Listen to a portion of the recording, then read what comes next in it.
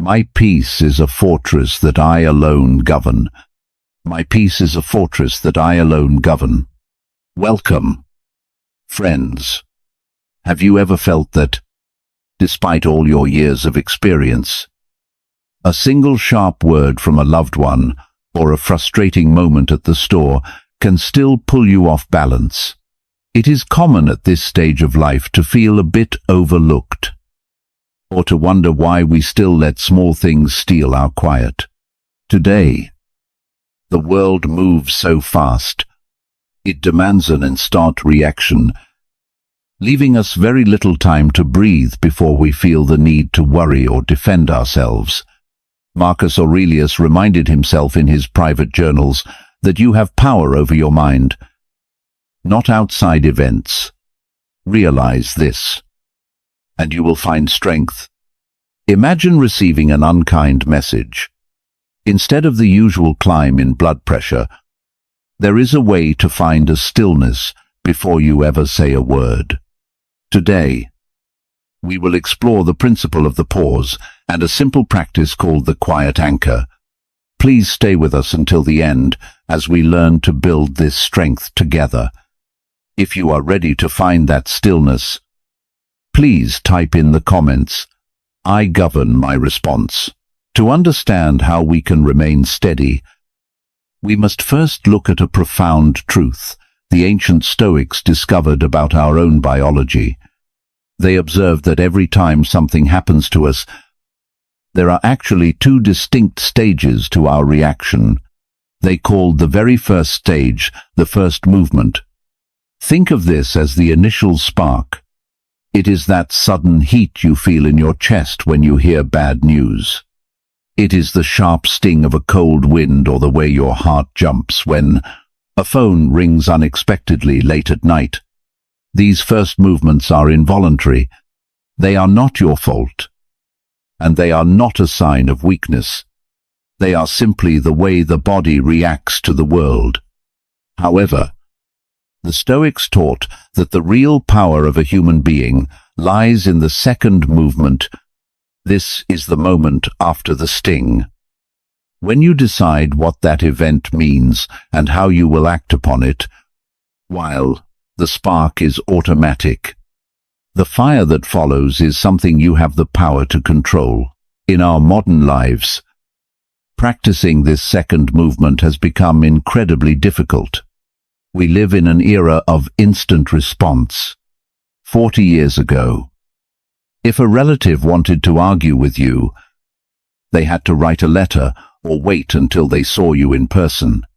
There was a natural cooling-off period provided by time and distance. Today, that distance has vanished. Our smartphones and social media accounts demand that we react within seconds. If someone sends an unkind message, we feel the pressure to defend ourselves immediately. This digital urgency hijacks our natural first movements and pushes us into a reaction before our reason has a chance to speak. We are being trained to live entirely in the first movement, reacting like a leaf caught in a storm, never finding the stillness required to choose a better path. Let us look at a modern situation that many of us may find familiar. Imagine you are at a point in your life where family legacy and the care of aging parents become central.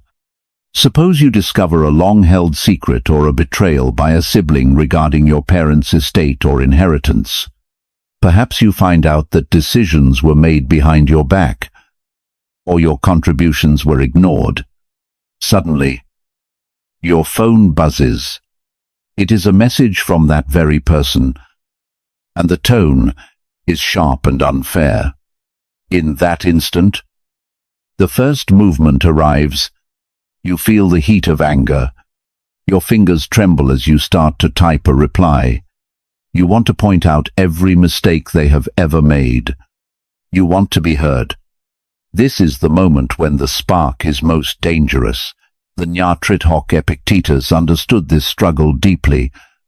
He was born into slavery and lived much of his life under the thumb of others. Yet he found a freedom that no one could take away. He taught his students that it is not the man who reviles or strikes you who insults you, but your judgment that these things are insulting. These words from the Enchiridion, section 20, remind us that the insult does not live in the other person's mouth. It lives in our own interpretation of their words. If you can change your judgment, the insult loses its power to hurt you. Epictetus lived this truth. Even when his body was in chains, he knew that his mind belonged to him alone. He believed that if someone can make you angry, you are essentially their slave. But if you can look at their words and choose not to be disturbed, you have won a victory that no one can ever steal. This principle is especially useful when dealing with long-held family tensions or moments of perceived betrayal. You may find yourself overthinking a conversation from years ago, or feeling the weight of a broken promise. When these thoughts arise, remember that the memory is the stimulus, but your peace of mind is your own. You do not have to follow the initial sting into a day of misery. You can acknowledge the hurt and then gently set it aside, choosing, instead, to focus on who you want to be in this very moment. Your dignity does not depend on how they treat you. It depends on how you treat your own soul. To help you reclaim this power, we invite you to practice a very specific technique called the 4-second anchor.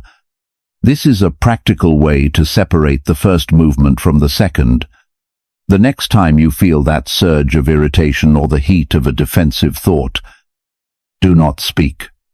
Instead, find a physical object nearby.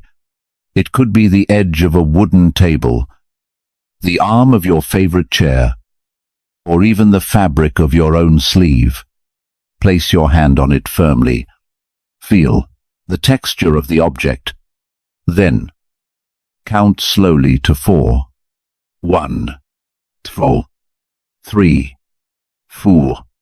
In those 4 seconds, you are not a person who is reacting.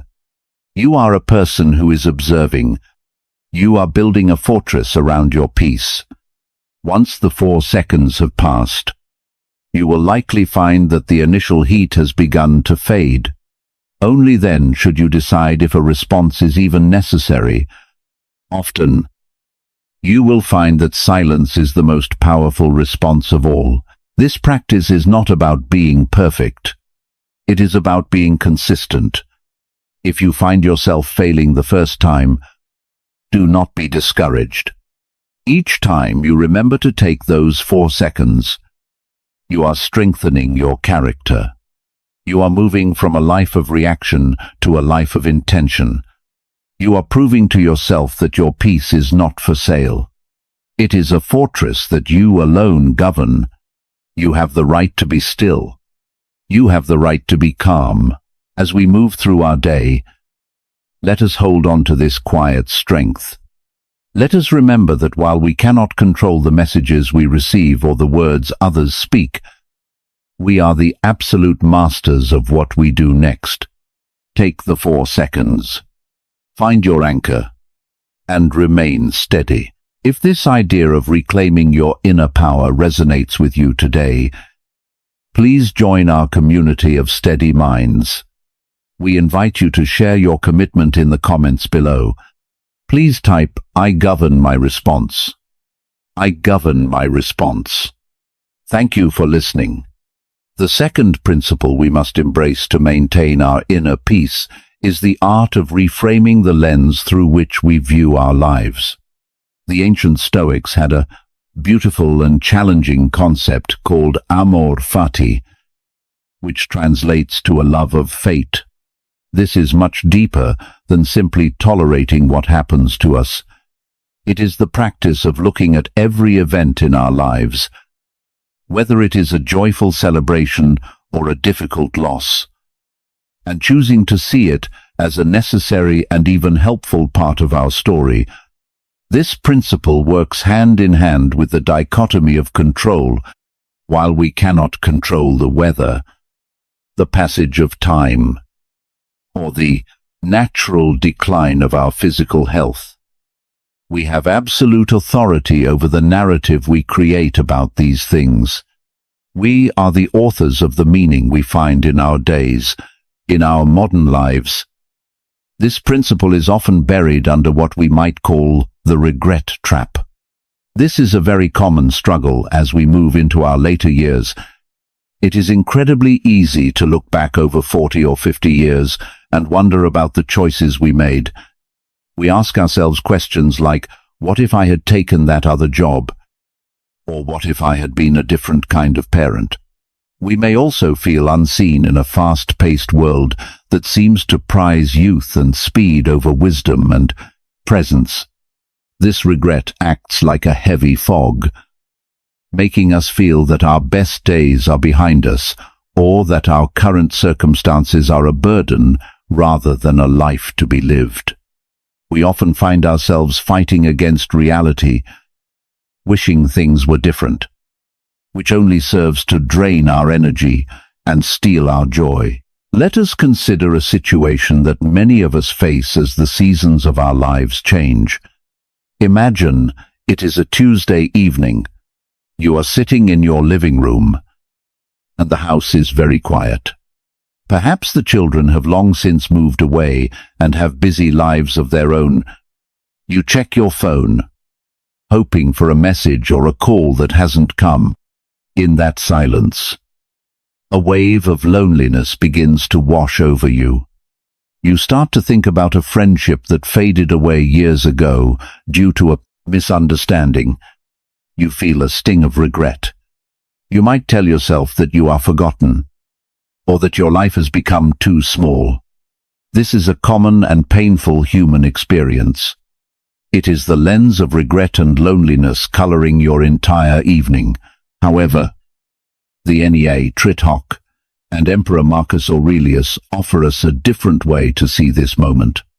Even as the most powerful man in the world, he faced immense isolation and the heavy weight of responsibility. In his private reflections, he wrote a sentence that has echoed through the centuries. Marcus Aurelius wrote that the soul becomes dyed with the color of its thoughts. These words, found in the 5th book of his Meditations, are a profound reminder of our creative power. He believed that our thoughts are like a dye. If we constantly dwell on regret and what we lack, our entire soul becomes dark and heavy. But if we choose thoughts of gratitude, duty, and presence, our soul takes on a bright and steady hue. Marcus Aurelius understood that his happiness did not come from his throne or his legions. It came from the internal narrative he chose to cultivate every single day. When we apply this to the Tuesday evening silence, the entire scene shifts.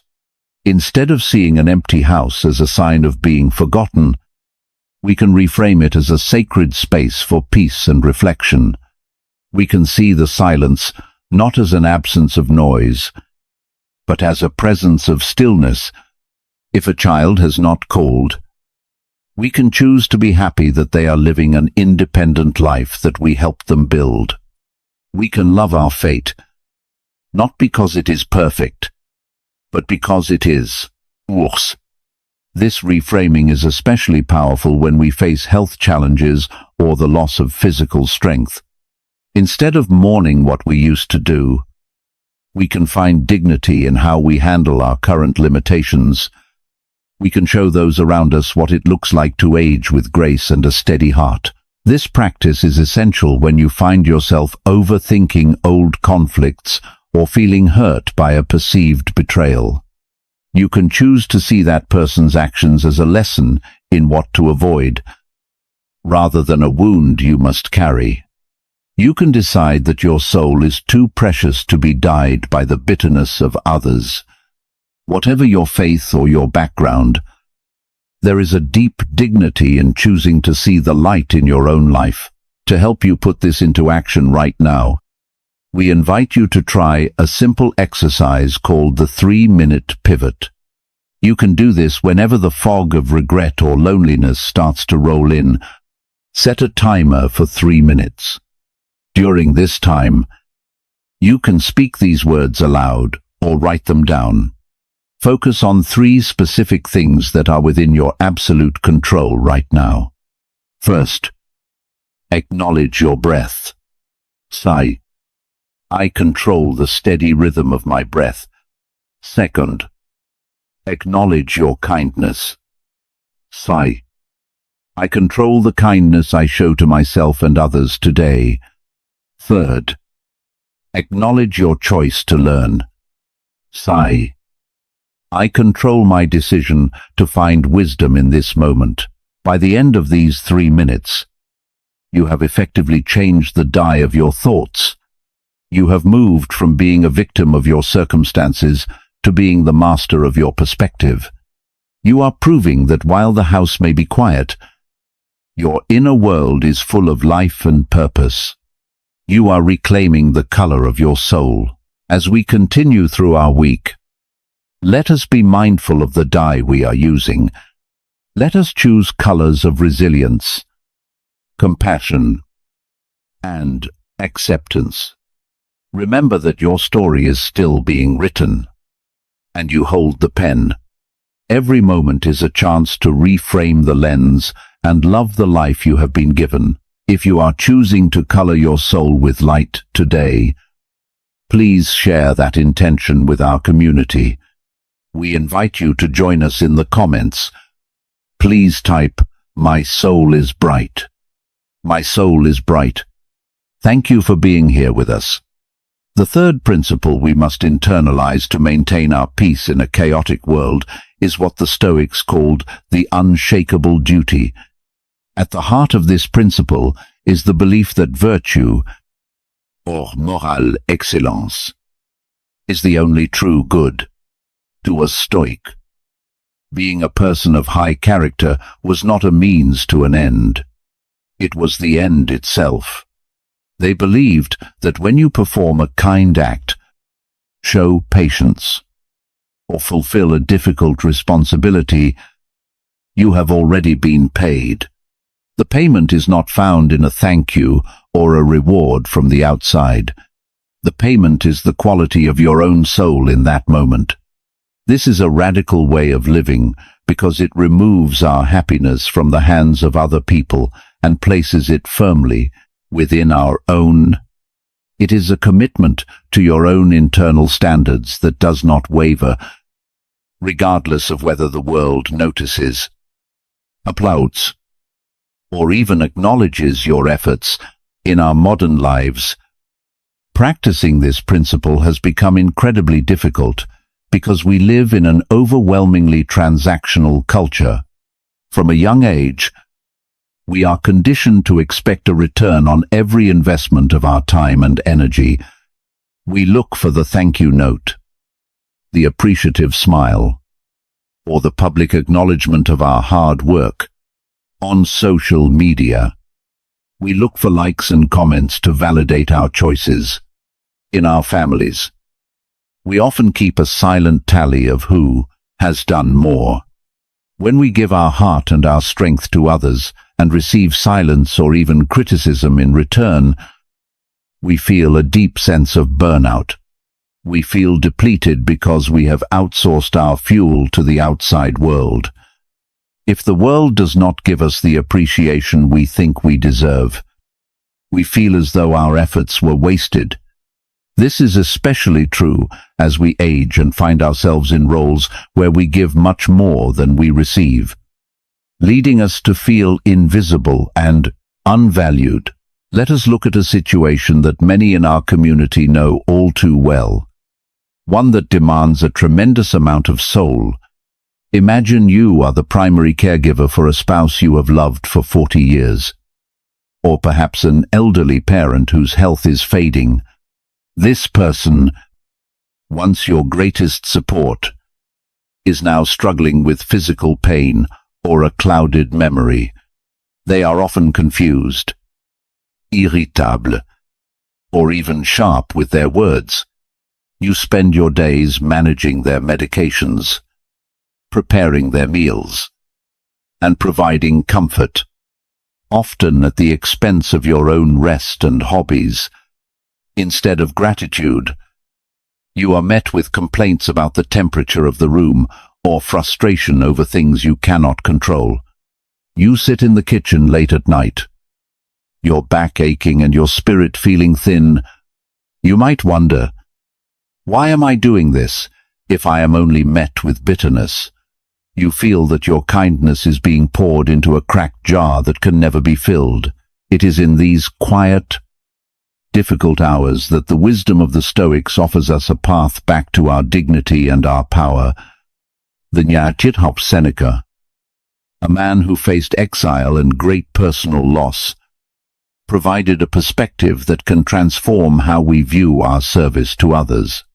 Seneca advised his friend that wherever there is a human being, there is an opportunity for kindness. This profound thought is found in his work titled On the Happy Life. Notice very carefully that Seneca did not say, wherever there is a grateful person, or wherever there is a person who deserves your help. He said, wherever there is a human being. He believed that the value of the act lies entirely in the person giving the kindness, not in the person receiving it. When you care for someone who cannot thank you, or who treats you poorly, your virtue is not being stolen. It is being tested and proven. You are fulfilling your duty as a human being to another human being. And that fulfillment is where your true worth resides. In that kitchen late at night, you are not a victim of an ungrateful person. You are a person of immense character who has chosen to act with love and duty. That is your victory. And it is complete the moment you choose it. This principle of unshakable duty is a powerful shield when you are dealing with a sense of betrayal or a broken relationship. You may feel that you were a loyal friend for decades, only to be pushed aside. The world might tell you that you were a fool to be so loyal for so long, but the Stoic would say that your loyalty belongs to you. It is a part of your character, and it is beautiful regardless of how the other person acted. The fact that they did not match your virtue does not make your virtue any less valuable. You did your duty. You stayed true to the person you wanted to be. That is a success that no betrayal can ever touch. To help you reclaim your energy from the hands of others, we invite you to begin a 5-minute practice called the Evening Review. This is a way to reclaim your sense of worth before you sleep. Every night, find a moment of quiet before you close your eyes. Do not look back at the day to see what was accomplished or who thanked you. Instead, ask yourself one simple question: did I act with dignity today? Even when it was hard, think about the moment you kept your voice calm when someone else was loud. Think about the small, unseen tasks you performed simply because they were yours to do. If the answer is yes, then take a deep breath and realize that you have already received your reward. You have spent another day as a person of character. You have done your duty, and that is enough. Spend those 5 minutes letting a sense of quiet self-respect fill your heart. This practice helps us move away from a life of seeking and toward a life of being. It reminds us that we do not need the world to tell us we are good if we are already doing the work of being good. As the sun does not wait for a thank you before it rises to warm the earth, you too can find peace in simply fulfilling your nature as a kind and steady soul.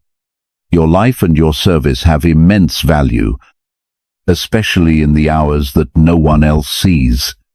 You are not pouring water into a cracked jar. You are building a soul that is unshakable and a legacy of dignity that will remain long after the noise of the world has faded. If you are choosing to find your reward in your own character today, we would be honored to have you share that commitment with our community. This is a place where we walk this path together, valuing the quiet strength that the world often overlooks. We invite you to join us in the comments. Please type, "Character is my reward." Character is my reward. Thank you for the dignity you bring to the world every single day. To truly find our way to a steady and calm life, we must learn to apply these ancient tools to the very specific moments where our peace feels most under threat. The ancient Stoics were not just theorists. They were practical men who used mental exercises to survive exile, war, and deep personal disappointment. Two of the most powerful mental tools they developed are the view from above and the clear boundary of the self. These principles are designed to help us navigate the two heavy anchors that often drag our spirits down. These are the habit of overthinking and the sting of being betrayed by someone we once trusted. By learning to shift our perspective and tighten our internal boundaries, we can prevent these situations from consuming our precious energy. In our later years, practicing these mental shifts becomes both more necessary and more difficult. We might call this the struggle of the quiet hours.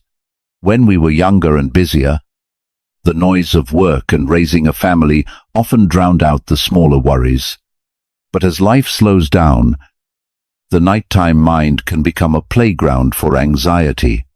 We find ourselves replaying conversations from years ago or worrying about the future of our health and our children. In the modern world, this is made worse by the constant flow of information. We are aware of every crisis across the globe, which can make our own world feel small and fragile. When it comes to betrayal, the modern age of digital distance can make a broken relationship feel even colder. We see a loved one's life through a screen, but we feel the silence of their absence in our actual home.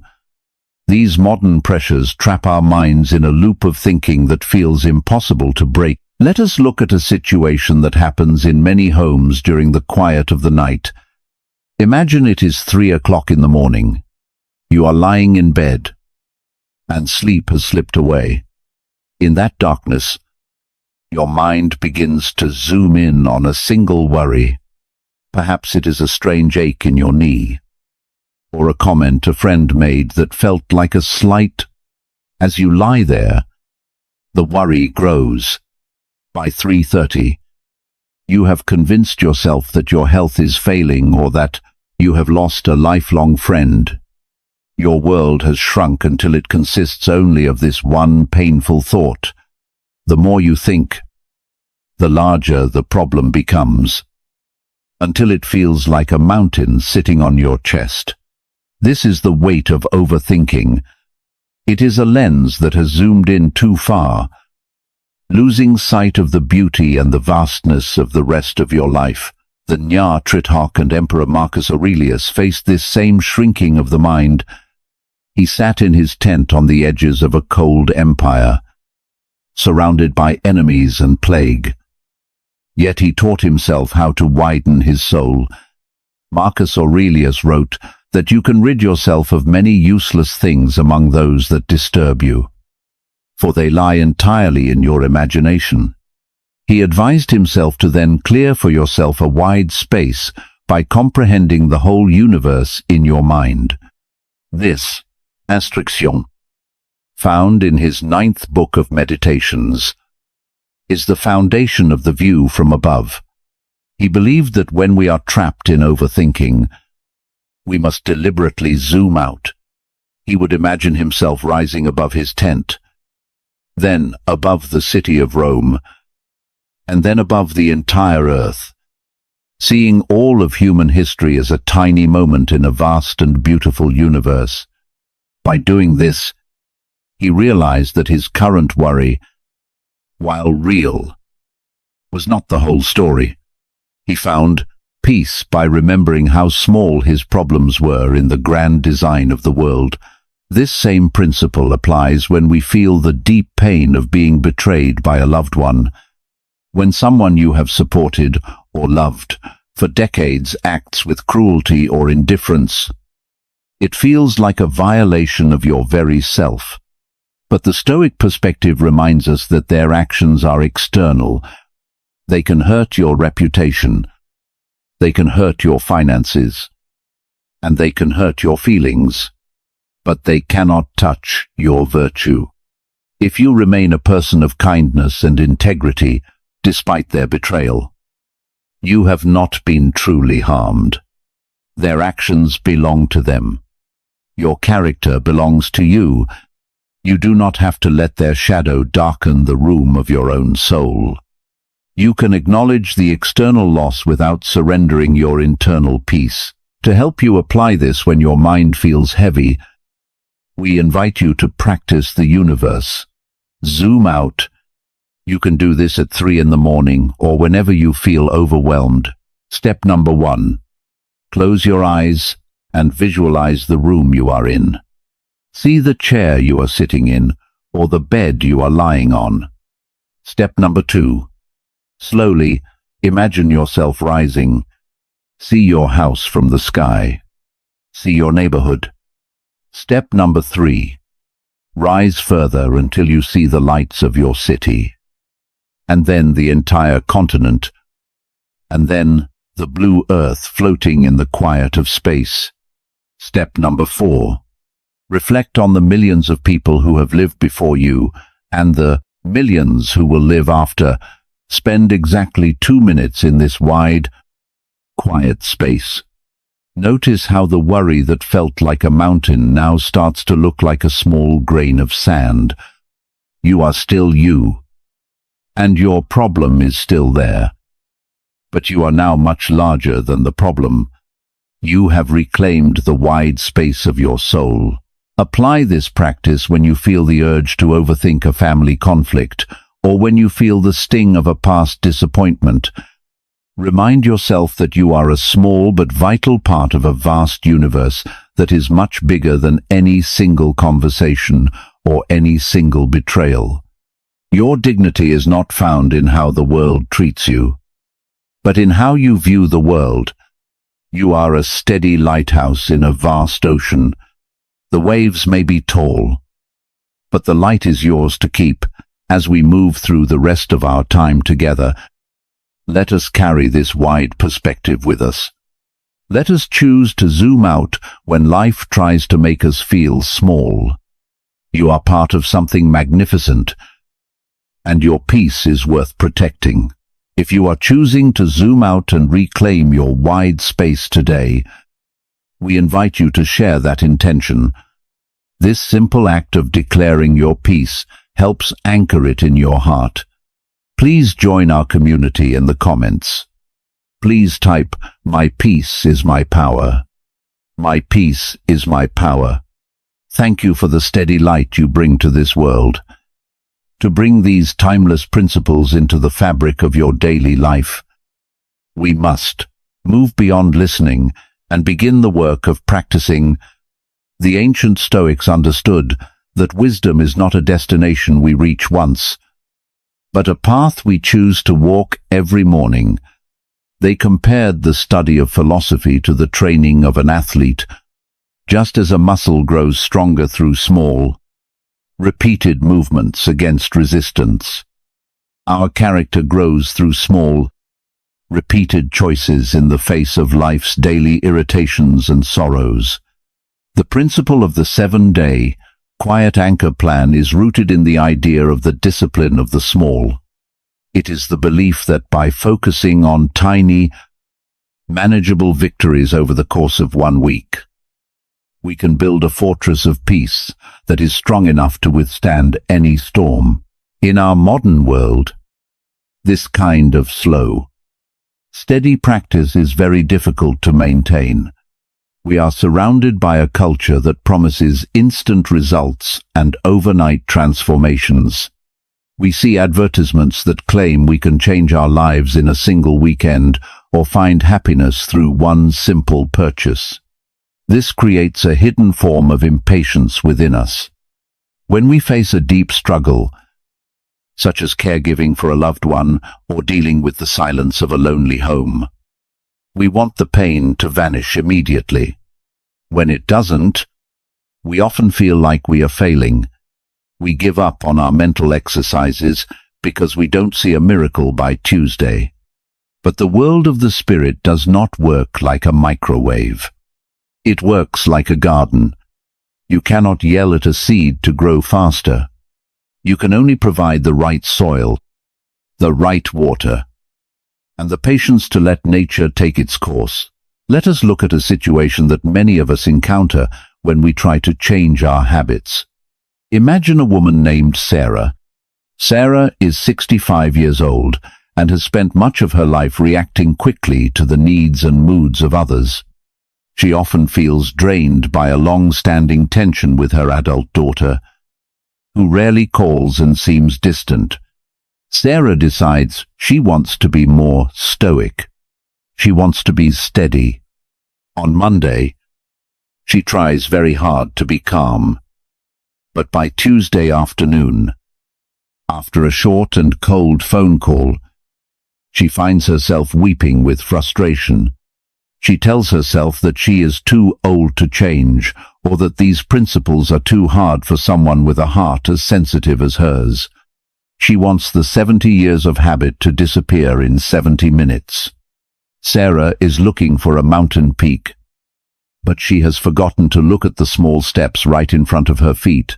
The Enya Tritoch Epictetus offered a beautiful reminder for anyone who feels this kind of impatience. He was a man who understood that growth takes the time it takes. Epictetus taught his students that no great thing is created suddenly, any more than a bunch of grapes or a fig. If you tell me that you desire a fig, I answer you that there must be time. Let it first blossom, then bear fruit, then ripen. These words from his discourses. Book 1, Chapter 15. A gentle call to patience. He believed that the human soul is the most significant thing we will ever cultivate, and it deserves at least as much patience as we would give to a fruit tree in our backyard.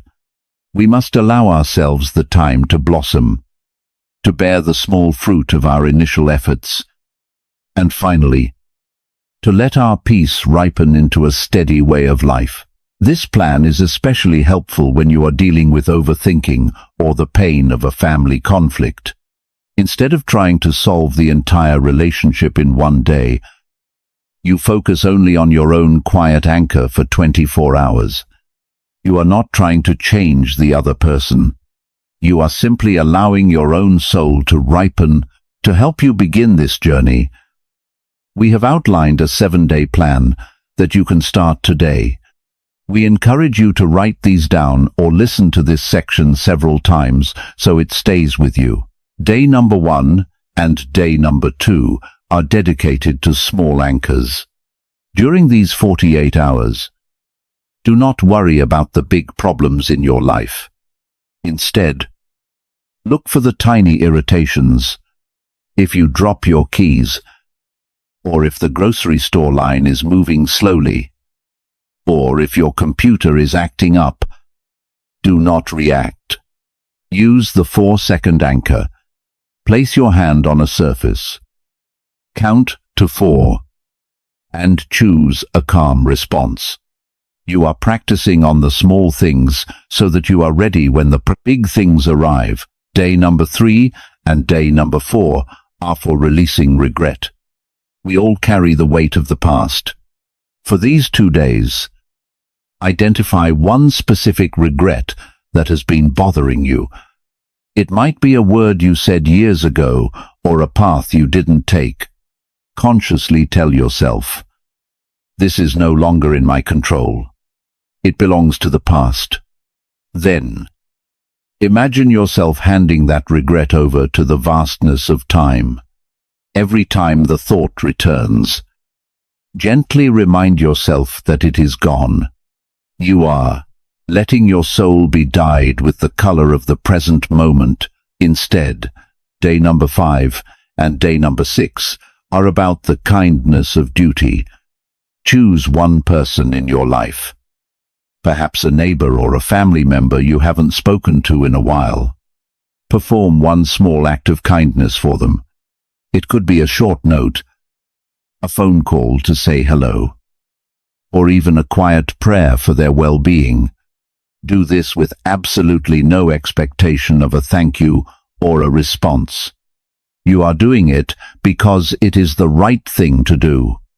You are finding your reward in the act itself. Finally, day number 7 is the day of silence. We invite you to find 10 minutes today to sit in absolute silence. Do not check your phone. Do not listen to the radio. Simply sit and be the anchor in your own home. Notice the thoughts that come and go, but do not follow them. Realize that you are the steady observer of your life, not a victim of it. This 7-day plan is a gift you give to yourself.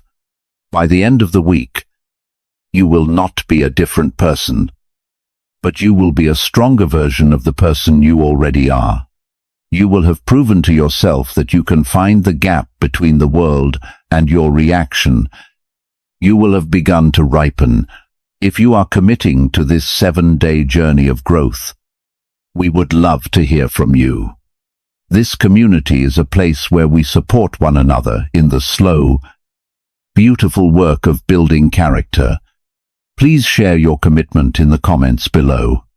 Please type, "I build my strength day by day." I build my strength day by day. Thank you for walking this path with us, one step at a time. To complete our journey toward a steady heart, we must look at how we bookend our lives. The ancient Stoics believed that a well-lived life was built one day at a time, and they treated each day as a small, complete lifetime.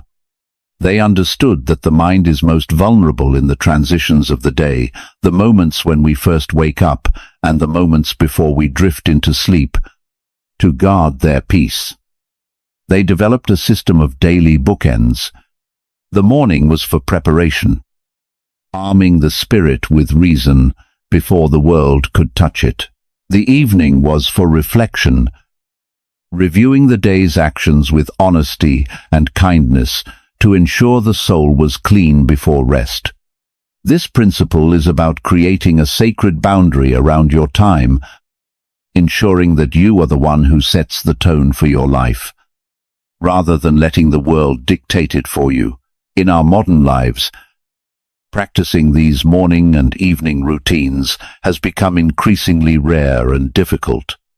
Most of us have been conditioned to begin our day with a reaction. The alarm goes off, and within minutes, many people reach for their phones. Before they have even taken a full breath, they are exposed to the troubles of the world, the demands of their inbox, or the opinions of strangers on social media.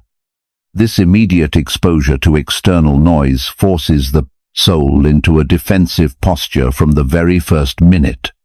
Similarly, in the evening, many of us end our day by scrolling through news or watching television until we are exhausted.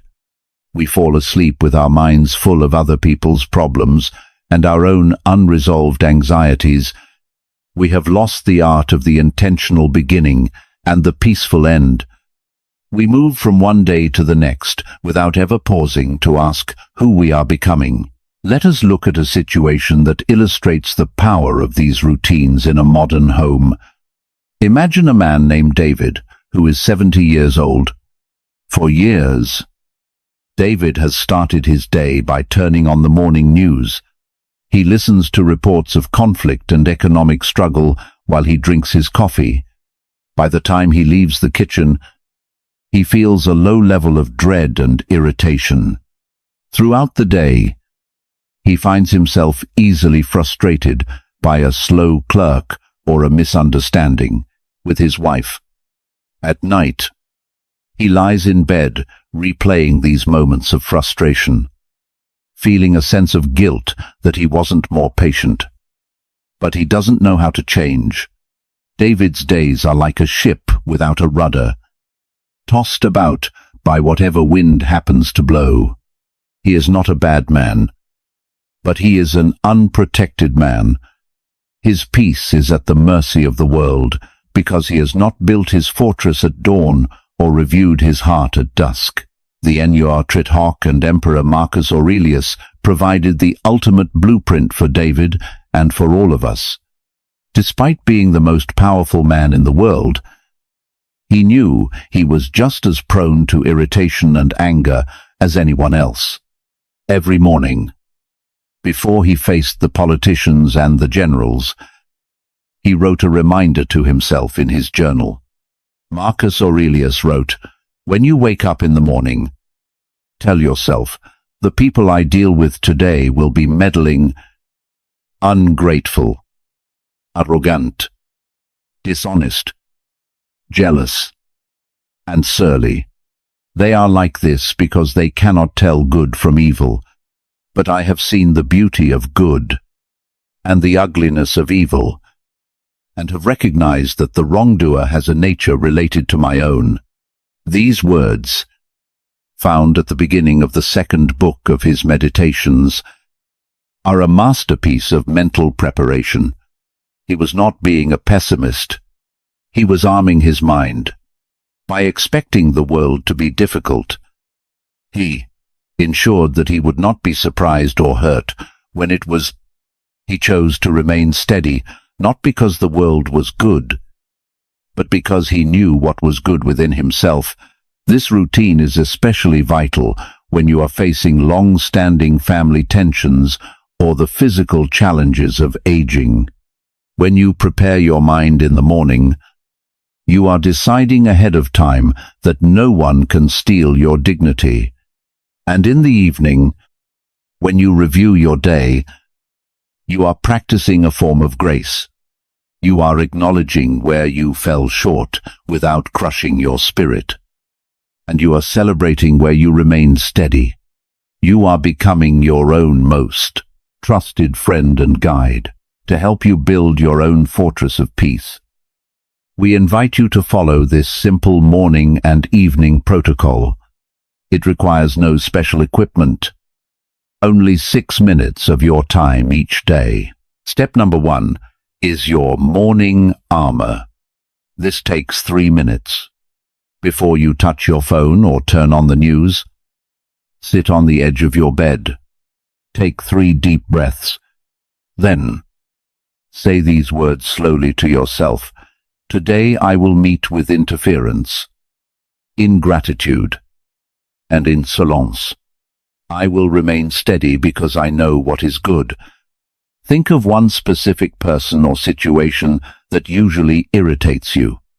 Visualize yourself meeting that situation with the 4-second anchor. See yourself remaining calm while the storm blows around you. You are now armed for the day. Step number 2 is your evening grace. This also takes 3 minutes. When you are lying in bed and the lights are out, ask yourself 2 gentle questions.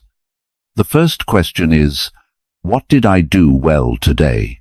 Think of one moment where you were patient, kind, or disciplined. Let yourself feel a quiet sense of victory for that moment. The second question is, how can I be more patient tomorrow?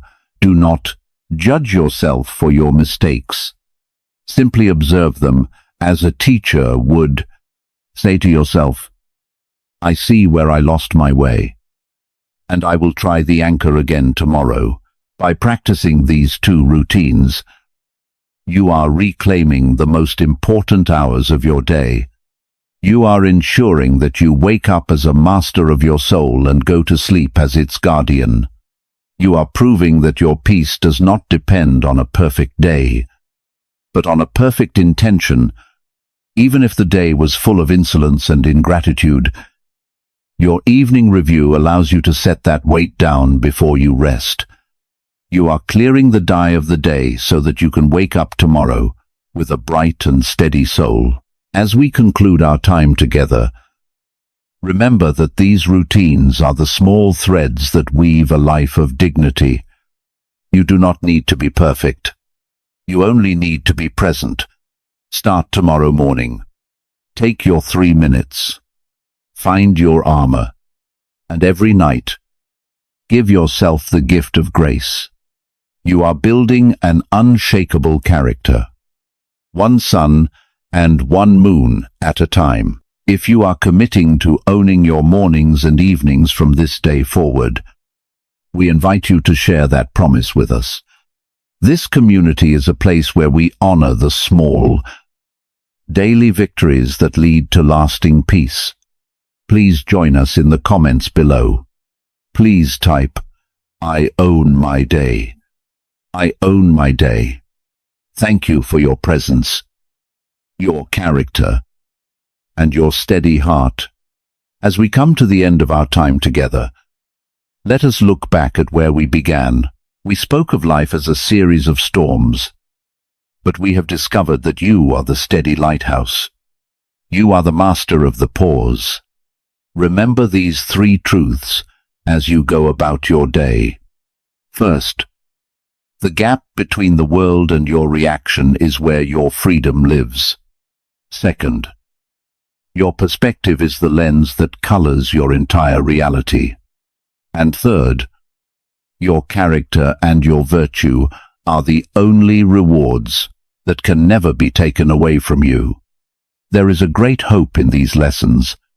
They remind us that while we cannot control the wind, we have absolute authority over our own hearts. You are the captain of your soul, no matter how tall the waves become. To keep this wisdom fresh, we invite you to follow the 7-day plan we discussed. Start tomorrow morning with your morning armor and find your 4-second anchor whenever the world feels loud or unfair. We would love to hear from you as you begin this work. Please share one small commitment you are making today in the comments below. Perhaps you will commit to the 3-minute morning routine, or the 4-second anchor at the grocery store.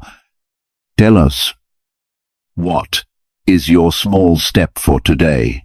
If this reflection has brought you a moment of peace, please join our community by subscribing and sharing this wisdom with someone who may need a steady hand today.